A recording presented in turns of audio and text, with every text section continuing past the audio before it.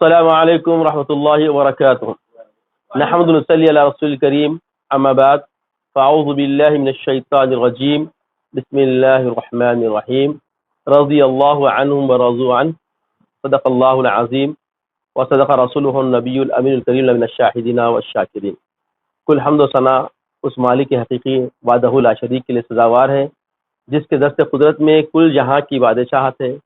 جو چاہتا ہے کر گزرتا ہے، اس کے اختیار کو کوئی روک نہیں سکتا. وہ قدیم ہے، ابد الآباد سے، اور ہمیشہ ہمیشہ رہنے والا ہے. میں گواہی دیتا ہوں کہ نہیں ہے کوئی معبود برحق لائق عبادت سوائے اللہ جل مجدہ کی ذات کے، اور میں یہ بھی گواہی دیتا ہوں کہ محمد ربی صلی اللہ علیہ وسلم اللہ کے بندے اور خاص رسول ہیں. صلاۃ والسلام نازل ہو ہمارے آقا نامدار حضور تاجدار محمد ربی صلی اللہ علیہ وسلم پر، آپ کی آل پر، آپ کے اصحاب پر.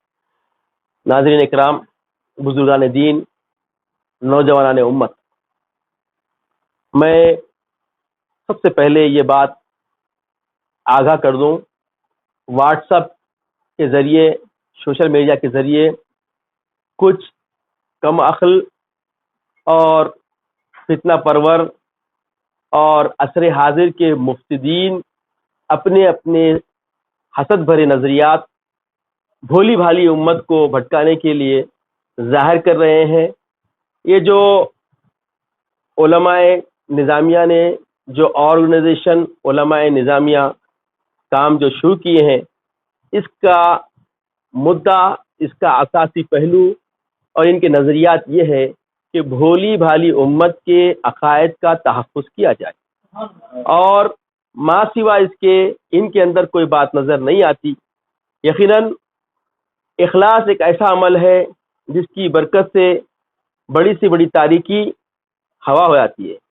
اور اتفاق کی بات یہ ہے کہ میرا دیکھنا ہو رہا ہے کہ بعض گروپ کے اندر لوگ کہہ رہے ہیں کہ ایک نظامیہ کے نام سے ایک ٹولہ نعوذ باللہ اہل بیت اطہار کے بارے میں جو ہے لان تان کر رہا ہے. ارے یہ ایک اپنے ذاتی نظریات امت کے سامنے پیش کر کے امت کو گمراہ نہ کرو. یاد رکھو، یہ ایک مخلصانہ کوشش اور سعی ہے جس کا بنیادی مقصد صرف یہ ہے کہ جو صنعت اللہ نے اللہ کے رسول کے حوارین کو عطا فرمائی ہے، اس صنعت کو امت کے سامنے لایا جائے. وہ صنعت کیا ہے؟ اللہ ان سے راضی ہوا، وہ اللہ سے راضی ہوا. ان کی زندگی ایسی تھی کہ وہ جو بھی کرتے تھے ان کے لیے اللہ کے حبیب مستند ہے، اور اللہ کے حبیب ان کے لیے خیر کا معاملہ فرمائے ہیں. جیسا کہ اللہ کے رسول فرماتے ہیں، سب سے پہلے اللہ کے رسول فرما دیے کہ میں، میرے صحابہ، ان سے جڑے ہوئے، ان کے بعد تابعین کا دور، تب تابعین کا دور. یہ حدیث کثرت سے ہر محدث نے بیان کی ہے. اب اتنا واضح طور پر جب یہ بات آ گئی کہ اللہ کے رسول جب واضح فرما ڈالے کہ امت مسلمہ اللہ کے رسول کا دور، پھر صحابہ کا دور، تابعین کا دور، تب تابعین کا دور، تو یہ جو چار ادوار ہے ان کی ضمانت اللہ کے رسول نے فرما دی.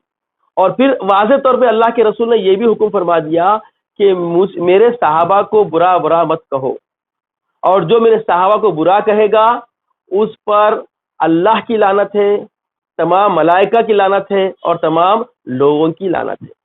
تو اتنی بڑی وعید آنے کے بعد جو لوگ صحابیت پر، کسی کی صحابیت کے اوپر انگشت نمائی کرنے کی جرت کر رہے ہیں، وہ سوچیں کہ تم کس دور میں ہو.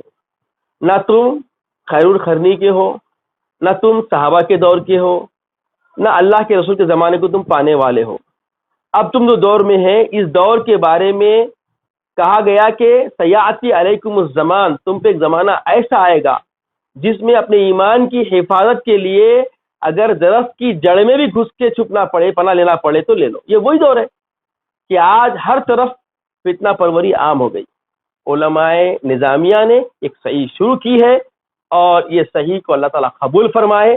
اور یاد رکھیے، حضرت معاویہ رضی اللہ تعالی عنہ جو ایک صحابی رسول ہے، یاد رکھیے ان کے بارے میں نظامیہ میں جب سے ہم آنکھ کھولے، پنجم سے لے کے کامل کرنے تک، ہم ہمارے علماء نظامیہ سے، ہم جس کی جوتیاں سیدھی کی ان سے یہی سیکھے کہ یاد رکھو، حسن مجتبیٰ علیہ السلام نے جس سے صلح فرما لی، اس کے بارے میں ہم کوئی بغاوت کی بات نہیں کریں گے. اور امام حسین السلام نے جس کو اپنا ہاتھ نہیں دیا، جس سے بیعت نہیں فرمائے، اب ان سے ہم اتفاق نہیں کر سکتے. بس یہ ہماری عقیدت ہے.